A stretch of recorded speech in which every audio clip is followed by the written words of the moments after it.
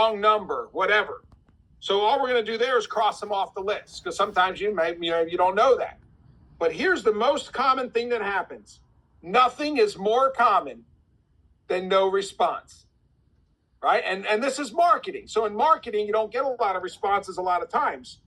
Now, we tend to get about 10 to 15% responses. So out of every 100 names, we get about 10 to 15 positive responses.